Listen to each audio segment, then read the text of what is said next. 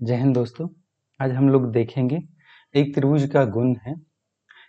ये कहता है कि किसी त्रिभुज की, कोई भी एक त्रिभुज है उसमें किसी भी दो भुजाओं की लंबाई जो होता है, जो उसका योग होगा, दो भुजाओं की लंबाई का जो योग होगा वो हमेशा जो है तीसरी भुजा की लंबाई से ज्यादा होगा।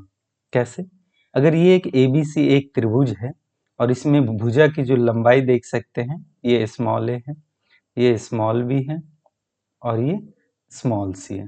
तो किसी दो को जोड़ेंगे, जैसे ए और बी को जोड़ दिया इसकी लंबाई को, तो ये बड़ा होगा किससे? सी को। अगर बी और सी को जोड़ दिया तो किससे बड़ा होगा? ए से।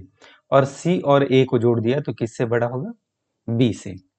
यहाँ पे एक एग्जाम्पल देखेंगे हम लोग, देखेंगे। मान लिया जाए एक त्रिभुज है, ये एक त्रिभुज है, इसमें जो लंबाई है त्रिभुज का एक 5 सेंटीमीटर है, ये मान लिया 5 सेंटीमीटर है, ये 6 सेंटीमीटर है, ये 10 सेंटीमीटर है। तो अगर दो भुजा को जोड़ेंगे, जैसे 5 को जोड़ेंगे, 6 को जोड़ेंगे, तो ये बड़ा होना चाहिए किससे? 10 से, जो कि यहाँ पे बड़ा है। बड़ा है इसका मतलब ये त्रिभुज का निर्माण होगा, त्रिभुज बनेगा। अगर यहाँ पे जोड़ते हैं 5 को 10 को, तो ये बड़ा होगा किससे? 6 से। यहाँ पे जोड़ते हैं किसको? 6 को और 10 को, तो ये बड़ा होना चाहिए किससे? 5 से, जो कि है। इसका कहने का मतलब है जब तीनों कंडीशन में दो भुजा को किसी को जोड़ रहे हैं तो तीसरी भुजा से बड़ा है, इसका मतलब एक त्रिभुज का निर्माण होगा। या कोई अगर त्रिभुज है तो उसमें दो भुजा को जब जोड़ेंगे तो तीसरा से क्या होगा? बड़ा होगा।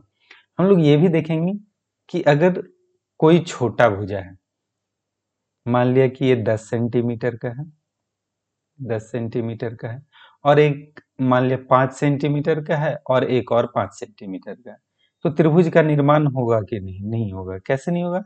ये 5 सेंटीमीटर और ये 5 सेंटीमीटर ऐसे रह जाएगा। क्यों? क्योंकि अगर इसको नीचे लाएं तो ये मान लिया यहाँ आकर के ये 5 सेंटीमीटर आएगा, यहाँ आकर के ये 5 सेंटीमीटर आएगा, तो ये त्रिभुज का निर्माण नहीं कर पाएगा। अगर मान लिया जाए एक 10 सेंटीमीटर है और एक है 4 सेंटीमीटर और एक है 3 सेंटीमीटर, तो अगर 4 सेंटीमीटर देखें तो यहाँ से यहाँ तक 4 आ जाएगा और यहाँ से देखें तो यहाँ 3 आ जाएगा। मतलब अगर देखें यहाँ पे 10 है तो ये इस टाइप से आ जाएगा। ये मान लिया 4 सेंटीमीटर आ गया, ये 3 सेंटीमीटर, ये जुड़ नहीं पाएगा, एक त्रिभुज का निर्माण नहीं हो पाएगा। यही कारण है कि किसी भी त्रिभुज का निर्माण तभी होता है जब उसमें दो भुजा को जब जोड़ते हैं तो तीसरी भुजा से बड़ा होना चाहिए। अगर एक भुजा ये है, एक भुजा ये है, एक भुजा ये है, ये तभी संभव है जब ये बड़ी भुजा है, इसका जो लंबाई है, ये दोनों छोटी भुजा की लंबाई जब जोड़ेंगे तो बड़ी भुजा से बड़ा होगा, तभी एक त्रिभुज का निर्माण हो सकता है। जो कि एक ये पूरा यहाँ पे जैसा कि लाइन पे दिखाया गया, समझाया गया। इसीलिए बोलते हैं कि कोई भी त्रिभुज है तो उसमें जो दो भुजा की लंबाई का जोड़ होगा वो हमेशा तीसरी भुजा की लंबाई से क्या होगा?